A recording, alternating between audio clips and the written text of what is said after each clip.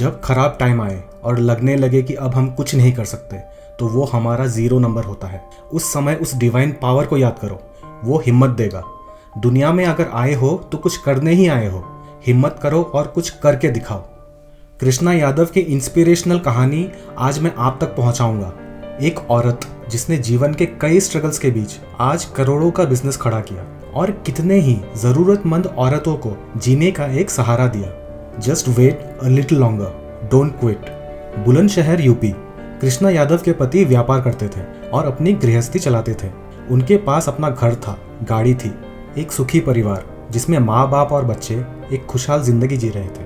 कहते हैं बुरा टाइम किसी को पूछ कर नहीं आता। यही हुआ इस फैमिली के साथ भी। कृष्णा जी के पति को बिजनेस में भारी नुकसान हुआ और उन पर हजारों का कर्ज हो गया। उन्हें अपना घर, गाड़ी सब कुछ बेचना पड़ा। मुश्किलें यहाँ तक आ पहुंची कि उनके पति को सुसाइड करना भी मंजूर था। कृष्णा जी अपने पति को सुझाव देते हुए बोली कि किसी दूसरे शहर चलते हैं, फिर से एक नई जिंदगी स्टार्ट करेंगे। यही रहे तो लोग ताना मारेंगे और इससे जिंदगी और भी बदतर हो जाएगी। कृष्णा जी ने 500 रुपए उधार लिए और पूरी फैमिली दिल्ली शिफ्ट हो गई। बहुत कोशिशों के बावजूद उन्हें काम नहीं मिला। फाइनली उन्हें खेतों में काम मिला और उन्होंने सब्जियां उगानी शुरू की।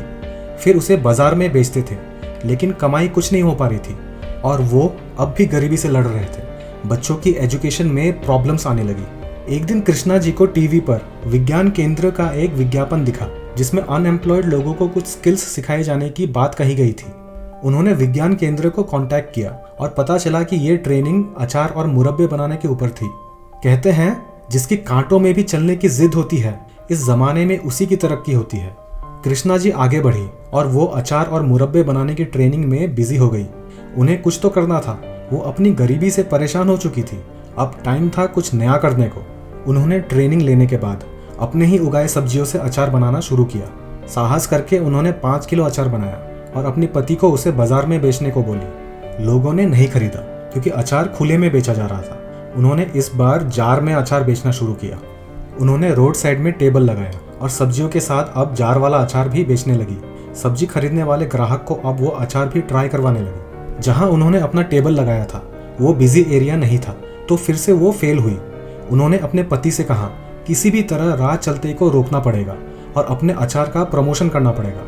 उन्होंने पानी के घड़े रखे और जो भी उनके पास पानी पीने आता उन्हें वो अचार टेस्ट करवाती।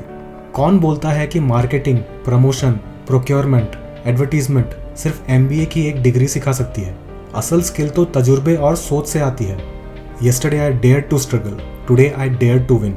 धीरे धीरे कृष्णा जी की अचार लोगों को पसंद आने लगी और उनका छोटा सा बिजनेस तेजी से आगे बढ़ने लगा।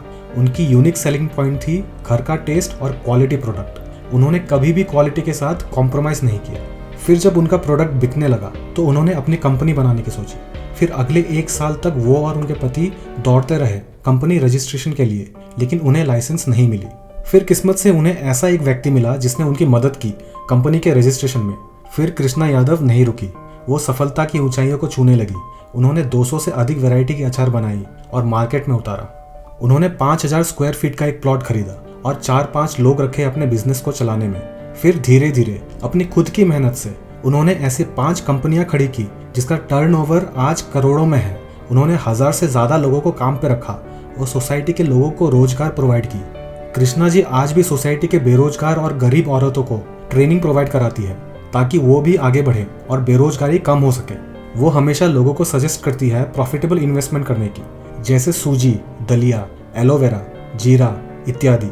इन सभी चीजों में एक किसान को 2 गुने से भी अधिक दाम मिलता है। Fortune befriends the bold. उनके काम के चलते कृष्णा यादव जी को 2010 में श्रीमती प्रतिभा पाटिल जी से मिलने का अवसर मिला। 2013 में उन्हें नरेंद्र मोदी जी के द्वारा किसान सम्मान से ऑनर किया गया और फिर 2016 में उन्हें नारी शक्ति सम्मान से सम्मानित किया गया। कभी कामयाबी के पीछे मत भागो, लोगों को वैल्यू प्रोवाइड करो और वही करो जो आपको करना है, फिर कामयाबी आपके कदम चूमेगी। कृष्णा जी की कंपनी आज भारत में श्री कृष्णा पिकल्स के नाम से जानी जाती है। तो ये थी हमारे इंडियन सुपर ह्यूमंस की पहली एपिसोड। ऐसे ही कई इंस्पिरेशनल स्टोरीज आगे भी आप तक पहुंचाऊंगा।